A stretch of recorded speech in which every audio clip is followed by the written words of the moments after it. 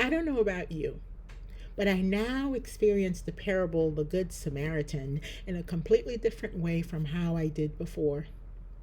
You know, the story recounted by Jesus in the Gospel of Luke, answering the question, "Who is your neighbor?" asked by someone who should have known the answer to this, but was testing Jesus. It is the story of a traveler who was robbed and beaten half to death and left on the side of the road, and maybe left there to die. A priest came along this scene and crossed to the other side of the road and continued on his way. Then a Levite came along and did the same. Neither of them stopped to help this dying man. The understanding here is that these two people, the priest and the Levite, would have been natural neighbors to the traveler, as they, like Jesus, our storyteller, were all Israelites. At some point in our story, a Samaritan came along. Now, Samaritans, according to history, were quite disliked by Israelites. So, in this scenario, it would have been expected that he too would have crossed the road and not engage at all. Instead, this hated Samaritan not only stopped and promptly provided care, but went on to take the stranger with him on his journey, paid for his stay at an inn while continuing to care for this man for 2 days, seemingly to put aside his own business. And when this Samaritan needed to leave for a little bit, he paid the innkeeper to take care of this stranger, promising additional payment if what he already gave wasn't sufficient enough. Clearly, out of these three passers-by, the one who behaved in a neighborly fashion is the Samaritan. As we know, parables are meant to teach something. They are meant to be a moral or spiritual lesson in the Christian tradition. And the moral of this story, the moral of the Good Samaritan, or at least a couple of its lessons, are that race and ethnicity should not dictate who we help in moment of crisis, that we need to do right by another, regardless of beliefs or background. I adhere to this holy idea, and I generally felt a level of softness or softening up in me when I would consider the phrase the Good Samaritan and all that it implied. Like most things though, there is more to the story. It is my morning spiritual practice for me to read a prayer 3 times with pauses in between each reading to reflect on what rises to the surface for me, similar to the Lectio Divina practice. The Lectio Divina is it's a Christian practice where the practitioner would read a Bible verse or Bible verses and reflect 3 times, and in between reflect to see what words rises to the surface for them. What is the word? What is the Bible trying to tell them in this moment? So that is one of my practices, and that morning I was doing this. And one morning, as I was doing this practice, the prayer that I was reflecting on was called On Jericho Road, written by Diane Rollert. At some point in my meditation, the Good Samaritan kept coming up for me, and that was a phrase used in the prayer. But that phrase was coming up not in that familiar, soothing way that I used to feel. I was feeling a shift in me. I began to wonder why the parable is called the Good Samaritan, when in its telling, Jesus did not qualify what type of a Samaritan this person was. Something that got lost as the story traveled and was retold is that Samaritans were an oppressed people. So, this very important element of the parable has taken a less and less central space to where it's not even considered anymore, when really that's what made the parable significant. When we hear the Good Samaritan parable in today's time, the story is usually modified where the people involved are on equal footing or people of similar social groups who simply didn't get along. Furthermore, very few folks of our time have ever heard of Samaritan outside of the context of the story. Samaritans have become, in a way, mascots, not unlike how we name sports teams after the indigenous peoples of this land. And we have singled out the Good Samaritan, an exceptional Samaritan, perhaps? Other oppressed people or those who have been relegated to the margins are viewed and are treated similarly. Phrases such as the first, the only, you're different, are commonplace for such identities. On the other hand, when one black person breaks the law, every single black person is deemed a criminal in the eyes of the oppressor, as this provides the justification for the continued oppressive treatment. There is a white acquaintance of mine who claims to be uncomfortable around black people because when she was in her 20s, she was robbed by a young black man. That black man robbed her and stole her purse. She's now in her late 60s and continues to feel or felt justified in judging all black people by this single act. The second time she mentioned this to me, as if wanting me to validate this stance, I replied, "How many acts of kindness have you benefited from black people since that one incident? And more importantly, how many times have you been hurt by a white person throughout your life, and how has that impacted how you engage white people?"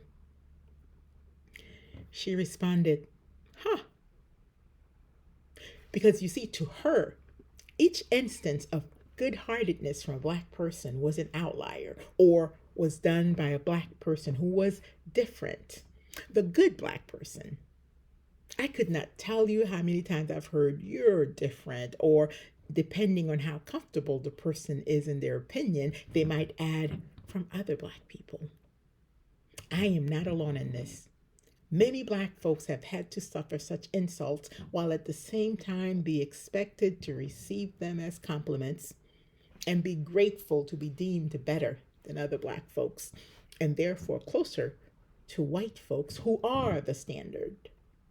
The idea that good could simply be one of the many manifestations of black people is not logical for my acquaintance and many others who nurture anti-black sentiments.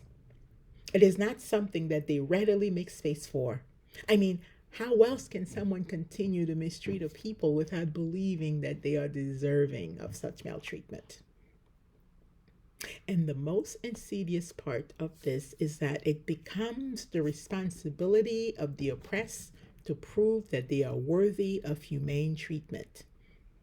I believe that it is intentional, that it is the Samaritan, the oppressed, who is cast in the role of the helper in the parable. It is expected that the downtrodden has to keep proving their worth.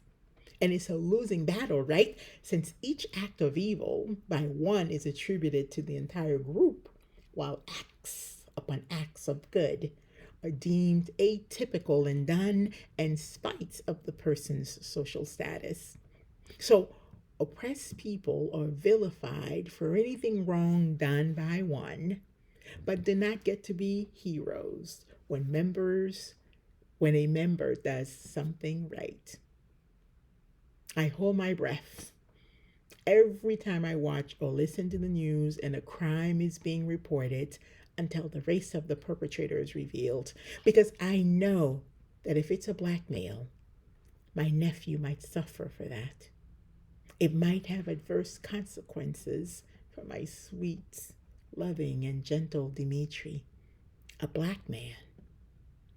I wonder, For those of you here who identify as white, if you give a second thought when a perpetrator is revealed to be white, if it makes an impression on you at all, not that it should, at the same time, it is a privilege not to have to worry about such things. For Black people, others insist on telling us our stories and telling us who we are, and it's never flattering. The stories told about us purport that we are no better than the beast and that we are inferior to other humans. It is told that we are barbaric.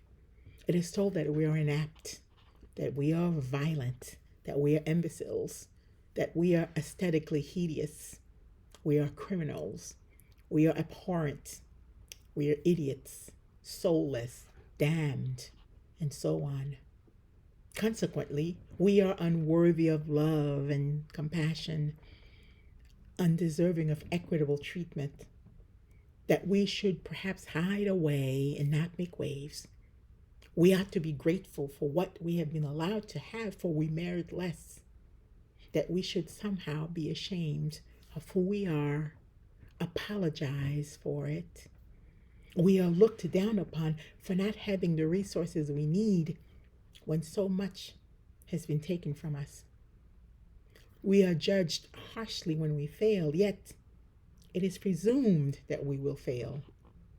We are expected to do much with little or nothing and are called lazy when we don't succeed. We exist in a body that has to earn grace, which is freely offered to others. Those are the stories more often than not that are told about us. One of the most damaging effects of such stories is that the negative stereotypes can come to be internalized. Even worse, without realizing it, we preserve the very system that subjugates us by allowing ourselves to be seen through the lens of those who consider us inferior. So we spend our lives aspiring to be like the oppressor while continuously devaluing ourselves. As Toni Morrison noted once, we sometimes accept like a beast of burden the whip of a stranger's curse and the mindless menace it holds along with the scar it leaves.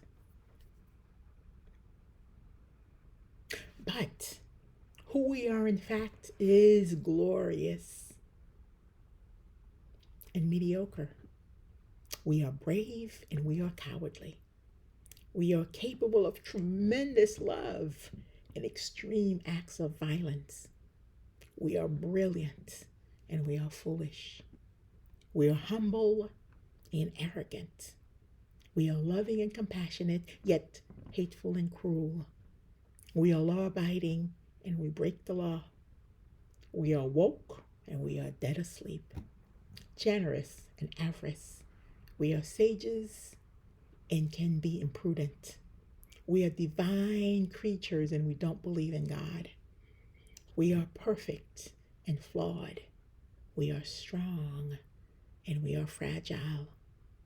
And we are a resilient people who have endured, for better or for worse, so much atrocity, so much pain, so much suffering. We have been disregarded, trampled on, and lied on, and yet we have survived and even thrived. We are all those things and more. Accordingly, we are worthy of love and compassion, deserving of just treatment, to be celebrated and offered grace earned or unearned, to be seen fully. I mentioned to you how a shift happened for me as I reflected on the prayer on Jericho Road. Prior to that shift, I was certainly guilty of not seeing the Good Samaritan as a person connected to a people with a history who also deserved to be seen fully, not in a one-dimensional way or as a mascot. I set out to learn more about Samaritans outside of the context of a parable from the Bible. I know that I'm limited in this endeavor because of not being in relationship with anyone from Samaria. But make no mistake, I am well aware that this learning is my own growth. It doesn't change anything about who Samaritans are or will continue to be. Their humaneness is not contingent on what I know about them or me bestowing that upon them. It is their birthright, as it is the birthright of any people I share this planet with, as it is for the people with whom I share a history by virtue of being a member of the same race. I wonder if there are stories of people you might have heard before that might need a second look. I invite you to look at such stories with fresh eyes and renewed curiosity. I encourage you to question what might have been left out and for whose benefit were those stories told. The Good Samaritan parable was certainly not for the benefit of any Samaritan, nor the stories told about Black people for our benefit. I still subscribe to the teachings of the parable. It is right that race and ethnicity should not dictate who we help in moments of crisis, as everyone is our neighbor. That we need to do right by one another regardless of beliefs, backgrounds.